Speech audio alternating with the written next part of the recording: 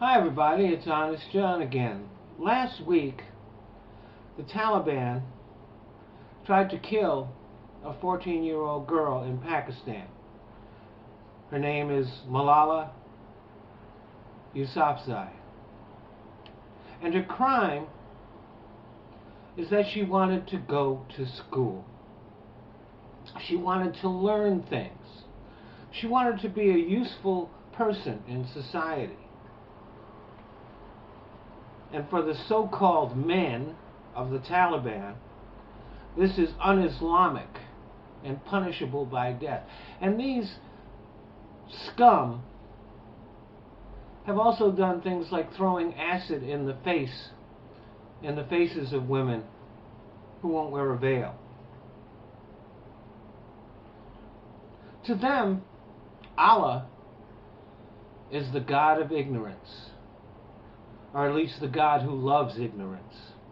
A violent, small-minded God who is glorified by violence and brutishness. A God who determines your fate when he decides whether you have a penis or a vagina when you're born. And the problem is that too many Muslims believe this. Even those who would not themselves engage in violence don't see anything wrong with the cowardly acts of people like the Taliban. They don't see the irony of the fact that wanting to learn, to grow, to use your brain is considered un-Islamic, but the murder of children is not. Now, like most religions, Islam is a creation of a primitive, male-dominated, savage society. But credit where it's due, most other religions have evolved and adapted to a more modern age.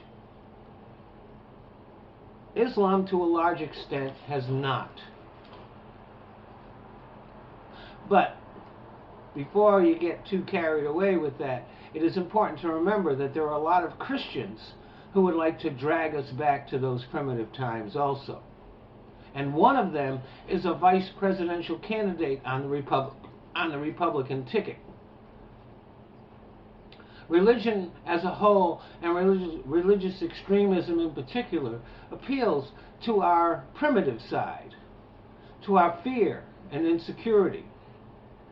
Those who claim to be the most devoted to God usually see him as small-minded. This is the curse of our modern age, that enlightened, moral, reasonable people are surrounded by the ignorant and superstitious on all sides of us. And I'm afraid it will be many, many years before we are rid of these people. Though most religious practitioners are reasonable and good and nonviolent, as long as religion exists, it will provide a haven for the most evil, insane, primitive, and ignorant people who walk the earth. Thanks for listening.